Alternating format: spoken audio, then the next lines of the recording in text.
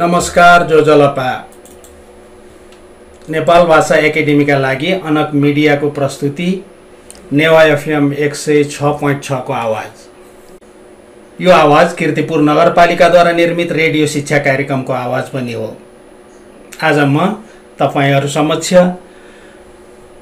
कक्षा 7 को नैतिक शिक्षा विषय लिएर उपस्थित भएको छु। यहाँहरुलाई हार्दिक स्वागत गर्दै तपाईहरुले कक्षा 6 मा पनि पढ्दै आउनु भएको नैतिक शिक्षा अब 7 मा पुगेपछि के कस्तो तरिकाले पढ्छौं के पढ्नु पर्छ कसरी पढ्नु पर्छ भन्ने विषयमा हामी छलफल गर्ने छौं। विद्यार्थी भाइ बहिनीहरु 6 मा पढिसकेको कारणले तपाईहरुले नैतिक शिक्षाको धेरै विषयवस्तु बारे ज्ञान पाइसक्नु भएको छ। कक्षा 7 मा पनि उस्तै खालको विषयवस्तु हुने नै भयो। कक्षा 7 को पुस्तक हामीले हेर्ने हो भने यो किन यो पुस्तक हामीलाई पढ्न राखिएको भन्ने सन्दर्भमा हामीले सोच्नु पर्दा छलफल गर्नु पर्दा जान्नै पर्ने कुराहरू धेरै छन्। कुनै पनि किताब बिना कारण हामीलाई पढ्नको लागि पाठ्य पुस्तकको रूपमा तयार गरिएको हुँदैन। त्यसका निश्चित उद्देश्यहरू पनि हुन्छन्। शिक्षालाई उद्देश्यमूलक, व्यावहारिक, समसामयिक र रोजगारमूलक बनाउन विभिन्न समयमा पाठ्यक्रम, पाठ्यपुस्तक विकास, परिमार्जन गर्ने काम भइरहेको हुन्छ। विद्यार्थीमा राष्ट्र, राष्ट्रियता, एकता, लोकतान्त्रिक संस्कारको भावना पैदा गराई नैतिकता, अनुशासन र स्वावलम्बन जस्ता सामाजिक एवं चारित्रिक गुण र आधारभूत भाषिक गणितीय सिपका साथै विज्ञान, पेशा व्यवसाय, सूचना सञ्चार प्रविधि, वातावरण र स्वास्थ्य सम्बन्धी आधारभूत ज्ञान र जीवनोपयोगी सिपको विकास गर्न जरुरी छ। त्यसैगरी उनीहरुमा कला र सौन्दर्य प्रति अभिरुचि जगाउन मानवीय मूल्य मान्यता, आदर्श र वैशिष्ट्यहरूको संरक्षण सम्वर्धन गराउने, सृजनशील सिपको विकास गराउने, विभिन्न जात जाति, लिङ्ग, अपाङ्गता, भाषा, धर्म, संस्कृति र क्षेत्र प्रति समभाव जगाई समावेशी समाजको निर्माण गर्न सहयोग पुर्याउने, मानव अधिकार र सामाजिक मूल्य मान्यता प्रति सचेत भई जिम्मेवारीपूर्ण आचरण विकास गराउनु पनि आजको आवश्यकता हो। भाइ बहिनीहरु, यिनै कुरालाई अवलम्बन गरिकन हाम्रो कक्षा 7 को नैतिक शिक्षा पुस्तक लेखिएको हो।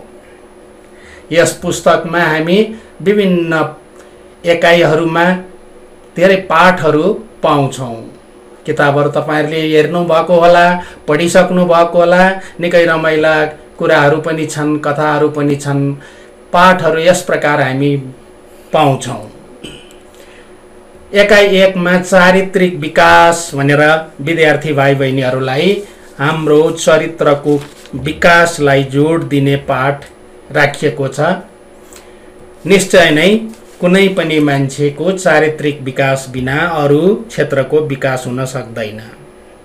भनाइ पनि छ नि, पैसा हराए केही कुरो हराएको हुन सक्छ, सामान हराए केही पनि हराएकै होइन, तर चरित्र हरायो भने सब कुरा हराएको मानिन्छ भन्ने उखानलाई मनन गर्दै हामी भन्न सक्छौं हरेक मान्छेको चारित्रिक विकास हुन जरुरी छ। एकाइ 1 मा पनि चारित्रिक विकासको कुरा हामीले पढ्नुपर्छ। भाइ बहिनीहरु, यस एकाइमा 3टा पाठ पढ्छौं हामी। देवीरामले देखाएको बाटो, रमाइलो कथा पनि छ देवीरामको, तपाईहरु आफै पढ्न सक्नुहुन्छ, पढ्नुस्। धर्मको साझा सार, देश हाम्रो देश धेरै धर्म, धेरै संस्कृति, धेरै जात जातिले भरिएको देश पनि हो। धर्मको साझा मूल सार के हो भन्ने कुरो हामीलाई सिकाउने प्रयास गरिएको छ पाठ 2 चारित्रिक विकासमा।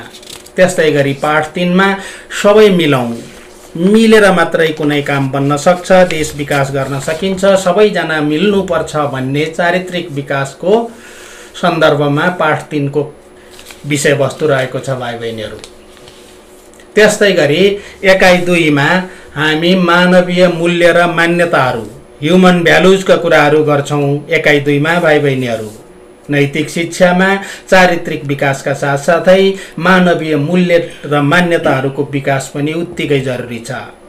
हरेक मानवको, हरेक समाजको आफ्नै मूल्य मान्यता हुन्छ, आफ्नै धर्म संस्कार रहनसहन हुन्छन्। हामीले जान्नुपर्ने मानवीय मूल्यता के हो? हाम्रो कक्षामा यो उमेरमा थाहा पाउनुपर्ने मानवीय मूल्यताहरू के हुन् हामी एकाइ 2 मा जान्नेछौँ। यस एकाइमा हामीले 3वटा पाठ पाउँछौँ। एउटा सहयोगी भावना, मान्छेले सबैलाई सहयोग कसरी गर्न सकिन्छ, किन सहयोग गर्नुपर्छ भन्ने कुरा मान्छेमा हुनुपर्ने एउटा असल भावना, सहयोगी भावनाको कुरो पाठ 1 मा पढ्छौँ हामी। त्यस्तै गरी मानवीय मूल्य मान्यता एकाइ 2 अन्तर्गत अर्को पाठ, दोस्रो पाठमा हामी मान्छेले गर्ने थरीथरीका कामहरू, काम थरीथरीका भनेर हामी पढ्छौँ। पक्कै पनि हरेक मान्छेले एउटै काम गर्न सक्दैन, गर्नु हुँदैन, गरेर पनि पुग्दैन।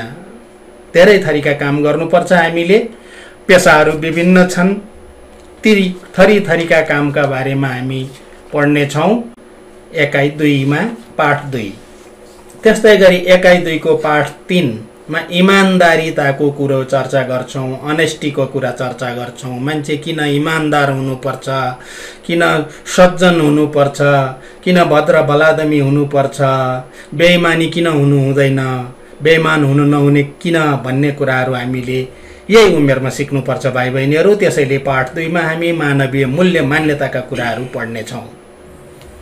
त्यस्तै गरी पाठ 3 मा एकाइ 3 मा नागरिक कर्तव्य र दायित्वको कुरो पढ्नुपर्छ हामीले। हामी देशका नागरिक, हामी नागरिकका रूपमा निश्चित कर्तव्य र दायित्वहरू निर्वाह गर्नुपर्छ।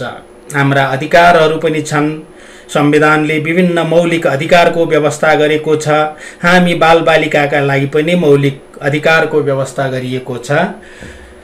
नागरिक अधिकार र कर्तव्य अन्तर्गत हामी हाम्रो अधिकारका कुरा पढ्छौँ पाठ 1 मा भाइ बहिनीहरू। एउटा बालबालिकाले पढ्ने, खेल्ने, रमाउने, मनोरञ्जन गर्ने, शिक्षा लिने अनेक अधिकारहरू हुन्छन्। ती अधिकारको बारेमा जानकार हुनुपर्छ यही उमेरदेखि। त्यस्तै गरी पाठ 2 मा हामी नैतिक दायित्वका कुराहरू पढ्नुपर्छ। 7 कक्षाको एकाइ 3 पाठ 2 मा नैतिक दायित्व, नैतिक रूपमा हामीले गर्नुपर्ने काम, क्रियाकलाप, गतिविधिहरू थाहा होस् हरेक मान्छेले भनेर यो पाठ राखिएको हुनुपर्दछ। त्यस्तै गरी एकाइ 3 नागरिक कर्तव्य र दायित्वभित्र अर्को तेस्रो अन्तिम पाठ छ बुबाको अर्ती। बुवाले आफ्नो छोरालाई दिएको अर्तीका रूपमा एउटा विद्यार्थीले जान्नुपर्ने धेरै अर्ती उपदेशहरू बुवाको नामबाट हामी पाउँछौँ यो पाठमा। त्यस्तै गरी एकाइ 4 मा जाने हो भने सामूहिक जीवन पद्धति र विविधताका कुराहरू पढ्नेछौँ। हामी सामाजिक प्राणी, हामी समाजमा बस्छौँ। समाज पनि ठुलो घर हो। समाजमा बसिसकेपछि हामीले केही सामाजिक मूल्य मान्यता, जीवन पद्धति र समाजमा पाइने फरकपना, अनेकता, विविधता पनि हामीले बुझ्नुपर्छ। यस सामाजिक जीवन पद्धति र विविधता एकाइ भित्र हामी 3वटा पाठ पढ्छौँ। एउटा शिक्षाको महत्त्व, मानिसका लागि शिक्षा किन आवश्यक छ, राम्रो शिक्षा पायौँ भने हामी के हुन सक्छौँ, के बन्न सक्छौँ अथवा किन जरुरी छ भन्ने कुराहरू शिक्षाको महत्त्वमा हामी ती ज्ञानहरू प्राप्त गर्नेछौँ। पाठ 2 मा सामूहिक जीवन पद्धति र विविधताको पाठ 2 मा नैतिक अभ्यासका कुराहरू, मोरल प्र्याक्टिसका कुराहरू पनि पढ्नुपर्छ हामीले। हामीले अघि नै भन्यौँ मानिसको लागि चरित्र नैतिकताको साह्रै महत्त्वपूर्ण स्थान रहन्छ जीवनमा। नैतिक अभ्यास भोलिपर्सि म ठुलो भएपछि विकास गरौँला भनेर सम्भव हुँदैन।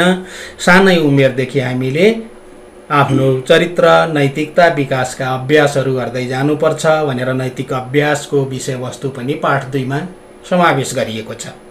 त्यस्तै गरी पाठ 3 मा सबैको सम्मान, आफ्नै सम्मान भन्ने पाठ राखिएको छ सामूहिक जीवन पद्धति र विविधताभित्र। निश्चय पनि जसले अरूलाई सम्मान गर्दछ उसले पनि सम्मान पाउँदछ। भाइ बहिनीहरू, हामीले सर मिसलाई नमस्कार सर म्याम गुड मर्निङ भन्यौँ भने उहाँहरू पनि हामी जस्तै झुकेर फर्काउनुहुन्छ।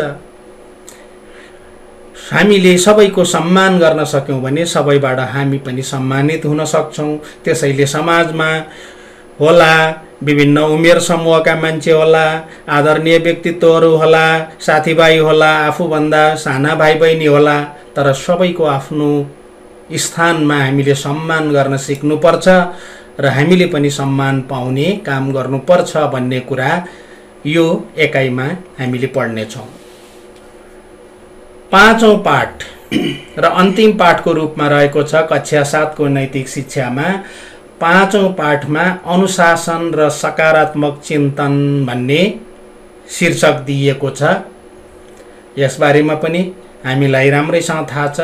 अनुशासन हरेक क्षेत्रमा चाहिन्छ, हरेक ठाउँमा चाहिन्छ। जहाँ मानिस छ, जहाँ 2 वा सोभन्दा बढी मानिसहरू बस्छन्, त्यहाँ अनुशासनको कुरो आउला। अनुशासन विद्यार्थी कालमा त झनै चाहिन्छ। त्यसैले अनुशासन र सकारात्मक चिन्तन पोजिटिभ थिङ्किङको बारेमा पनि हामी एकाइ 5 मा अध्ययन गर्नेछौँ। यसभित्र 3 वटा पाठका कुराहरू पढ्नेछौँ। जस्तो म असल बन्छु भन्ने पाठ 1 छ, हामी आफै असल बन्न सिक्नुपर्छ भन्ने कुरा। त्यसपछि अनुशासनका फाइदाहरू पढ्नेछौँ हामी। अनुशासित भएर काम गर्दा हुने फाइदाहरू तपाईँ हामी सबैले जानेकै कुरा हो। खेलमा अनुशासन चाहिन्छ, विद्यालयमा अनुशासन चाहिन्छ, जहाँसुकै परिवारमा अनुशासन चाहिन्छ, जहाँसुकै अनुशासन चाहिन्छ। हामी यही धेरै ठाउँमा हेर्न सक्छौँ अनुशासनको साह्रै महत्त्वपूर्ण भूमिका रहन्छ। मानौ न यो असार साउनमा पानी नपरिकन धेरै घाम मात्र लाग्यो भने के होला? प्रकृतिले पनि अनुशासन पालन गरिरहेछ। पृथ्वी एकछिन आराम गर्छु भनेर नघुम्दिए के होला? सूर्य एकछिन नचम्किदिए के होला? हेरौँ त भाइ बहिनीहरू, अनुशासन सबैले पालन गरिरहेका छन्, हामीले पनि पालन गर्नुपर्छ। त्यस्तै अन्तमा एकाइ 5 को अन्तिम पाठ हो काम अनुसारको फल। हामीले जस्तो बिरुवा रोप्छौँ त्यस्तै फल पाउँछौँ, जस्तो काम गर्छौँ उस्तै फल पाउँछौँ भन्ने खालका पाठहरू 5 वटा एकाइभित्र 15 वटा पाठको व्यवस्था कक्षा 7 को नैतिक शिक्षामा राखिएको छ। हामीले यो पहिलो कक्षामा सिङ्गो कक्षाको विवरण लिने जमर्को गरिरहेका हौँ भाइ बहिनीहरू। प्राविधिक मित्रको सङ्केत प्राप्त भए अनुसार अब हामी एकैछिन व्यावसायिक विश्राम लिनेछौँ। विश्रामपछि हामीले यो विषयको परीक्षा राम्रो गर्न के कस्तो काम क्रियाकलाप गर्न सक्छौँ त्यसबारेमा चर्चा गर्नेछौँ है त। जिगिथो नापाङको सख जी सरस्वती मानन्दा थुगेले छिकमिसन यनाचना दिगुदो भाषा साहित्य व संस्कृति स नेवा एफएम सचिव खुफुती खु नेना दिस नेंगा दिस छि नेवा जुयागु गर्बयान दिस।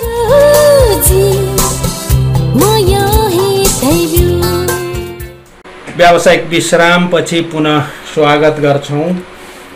हामी कक्षा 7 को नैतिक शिक्षा विषयमा कुराकानी गरिरहेका छौं। नैतिक शिक्षा कक्षा 7 मा 6 देखि नै पढ्दै आएको, 7 मा पनि पढ्दै छौं हामी।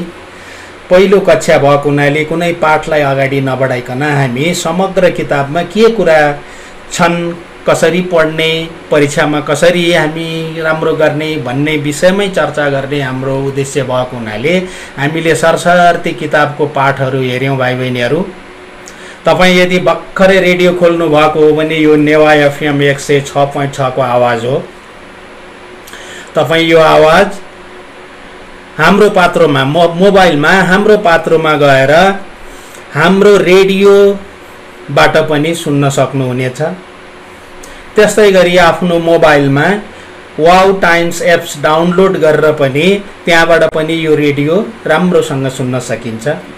त्यति मात्रै होइन भाइ बहिनीहरू, तपाईँ इन्टरनेटमा हुनुहुन्छ भने www.newafm.com.np लगअन गरेर पनि विश्वको कुनै पनि कुनामा रहेर पनि 24 घण्टा नेवा एफएम 106.6 मेगाहर्जमा सुन्न सक्नुहुन्छ।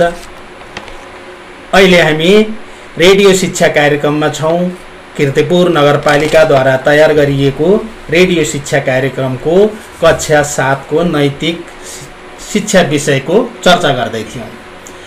हामीले भन्यौँ 5 वटा एकाइमा 15 वटा पाठ हामीले पढ्नुपर्छ। यो पुस्तकमा राम्रो परीक्षा दिनको लागि हामीले यो 50 अङ्कको पुस्तक भएको हुनाले, पाठ्यभार 50 हुने भएको हुनाले हामीले यो 7 दिन, हप्तामा 6 दिन पढ्न भ्याउँदैनौँ। हप्ताको 2 वा 3 दिनसम्म हामी पढ्ने रुटिन बनेको हुन्छ विद्यालयहरूमा। तसर्थ परीक्षामा 50 अङ्कको लागि हामीले पढ्नेछौँ भने परीक्षामा यसको पनि छुट्टै प्रावधान छ। 25 अङ्क सैद्धान्तिक प्रश्न र 25 अङ्क प्रयोगात्मक पक्षबाट गरी जम्मा 50 अङ्कको परीक्षा दिनुपर्ने हुन्छ। परीक्षा हलमा गएर हामी 25 अङ्कको परीक्षा दिनेछौँ, प्रश्नको जवाफ लेख्नेछौँ, हल गर्नेछौँ। अनि बाँकी 25 अङ्क कक्षामा हुने क्रियाकलापहरू, हाम्रा अनुशासनका कुराहरू, हामीले गरेका गृह कार्यहरू, हामीले गरेका काम क्रियाकलापहरू, हाम्रो व्यवहारहरू समेत अध्ययन गरेर बाँकी प्रयोगात्मक अङ्क दिन सकिन्छ। आवश्यकता अनुसार प्रतिवेदन लेख्ने पनि हुन सक्ला। हामीले यो पाठमा भएको विभिन्न एकाइ र पाठको कुरा गर्दा एउटा सुरुमै हामीले नाम लियौँ देवीरामले देखाएको बाटो। पाठ 1 मा एकाइ 1 पाठ 1 मा देवीरामले देखाएको बाटो भनेर राखिएको छ। यो पाठ पढिसकेपछि हामी के कुरामा सक्षम हुनुपर्छ भन्दा अपेक्षित व्यवहार यस प्रकारको छ। यो पाठ पढिसकेपछि हामीमा सुधार गर्नुपर्ने, सुधार हुने व्यवहारहरू यस प्रकार आशा गर्न सकिन्छ। प्रतिकूल अवस्थामा पनि धैर्य राखेर काम गर्ने। परिस्थिति जहिले पनि अनुकूल हुँदैन भाइ बहिनीहरू। हामीले सोचेकै जस्तो हुनुपर्छ भन्ने छैन, हुन्छ भन्ने छैन। हामीलाई कोरोना मन परेको थिएन, यो रोग हामीलाई चाहिएको थिएन, नेपालमा नपसेको भए हुन्थ्यो, स्कुल खुरुखुरु जान पाएको भए हुन्थ्यो भनेर हामीले सोच्यौँ, तर परिस्थिति प्रतिकूल भइदियो। यस्तो प्रतिकूल अवस्थामा धैर्य राखेर काम गर्न हामीलाई सिकाउँछ देवीरामको बाटो, देखाएको बाटो पढेपछि। असल उद्देश्य राखी काम गर्न, सक्रिय रहन सिकाउँछ हामीलाई। जहिले पनि हामीले उद्देश्य असल राखेर काम गर्नुपर्छ, सक्रिय हुनुपर्छ, तब हामी सफल हुन्छौँ भन्ने कुरो देवीरामले देखाएको बाटो पाठबाट हामी सिक्नेछौँ। त्यस्तै गरी अवसरको सदुपयोग गर्न। प्रतिकूल अवस्था मात्रै होइन, हामीलाई धेरै अवसरहरू पनि आइरहन्छन्। ती अवसरको सदुपयोग कसरी गर्ने भन्ने कुरो यो पाठबाट हामी सिक्नेछौँ। सेवा र सहयोगका लागि तत्पर रहन। सेवा दिन, सेवा लिन, सहयोग दिन हामी जहिले पनि तत्पर हुनुपर्छ, तयार हुनुपर्छ, जागरुक हुनुपर्छ भन्ने कुरा पनि यो पाठबाट हामी सिक्नेछौँ। त्यस्तै गरी सामूहिकताको भावनाले काम गर्न, मिलेर, समूहमा मिलेर एक आपसमा सहयोग गर्दै अगाडि बढ्नुपर्छ भन्ने कुरा पनि देवीरामको यो कथाबाट हामी थाहा पाउनेछौँ। अनुकरणीय चरित्रको विकासका लागि प्रेरित हुन, राम्रा चरित्र विकास गर्न, अरूबाट सिक्न पनि हामीलाई सिकाउनेछ। तसर्थ यी अपेक्षित अभ्यास प्राप्तिका लागि हामीले देवीरामको छोटो कथा पनि सुन्नु उपयुक्त होला। कथा यस प्रकार छ भाइ बहिनीहरू, किताब हेर्न सक्नुहुनेछ। देवीराम गुरुङको जन्म मनाङको तिल्चे गाउँमा भएको हो। मनाङ जिल्लाको तिल्चे गाउँमा जन्मेको देवीरामको कुरा गर्दैछौँ हामी। देवीरामलाई सबैले देवी भनेर बोलाउँथे। उनको घरको आर्थिक अवस्था कमजोर थियो। देवी सानै हुँदा उनका आमा बुवाको मृत्यु भएको थियो। घरमा दाजु र दिदी थिए, तर तिनीहरूले देवीको उचित स्याहार सुसार गर्न सकेनन्। दाजु र दिदी हुँदा हुँदै पनि देवीको उचित स्याहार सुसार हुन पाएन भाइ बहिनी हो। घरमा कुनै उपाय नदेखेपछि देवी खाली खुट्टा काठमाडौँ सहर छिरे। उनीसँग केही थिएन, खाने, बस्ने, लगाउने आधार केही नभएका देवीको जीवन कस्तो भयो होला। पक्कै पनि देवीको जीवन सडक जीवन सुरु भयो। उनी दिनभर सडकमा डुलेर हिँड्थे, रातमा मन्दिरको पेटीमा गएर सुतेर बिताउनु पर्थ्यो। उनी साथीसँग विभिन्न ठाउँका खानेकुरा खोज्न र माग्न जान्थे। देवी दिनभर जे मिल्यो त्यही खाएर गुजारा चलाउनु पर्थ्यो भाइ बहिनीहरू। एक दिनको कुरा हो, देवीरामले ठमेलको एउटा रेस्टुराँमा काम पाए। त्यहाँ थुप्रै विदेशी पर्यटक आउँथे, बारम्बार पर्यटक आइरहन्थे। पर्यटकहरूका सन्तान नभएका एक अमेरिकी जोडी पनि थिए। देवीको असल व्यवहार देखेर ती पर्यटक प्रभावित भए। देवीलाई अमेरिका लाने कुरा गरे। अमेरिकामा देवीले विद्यालय र कलेज हुँदै विभिन्न विद्यालय तहको शिक्षा राम्रोसँग पुरा गरे भाइ बहिनीहरू। उनी असल आचरण भएका लगनशील विद्यार्थी थिए।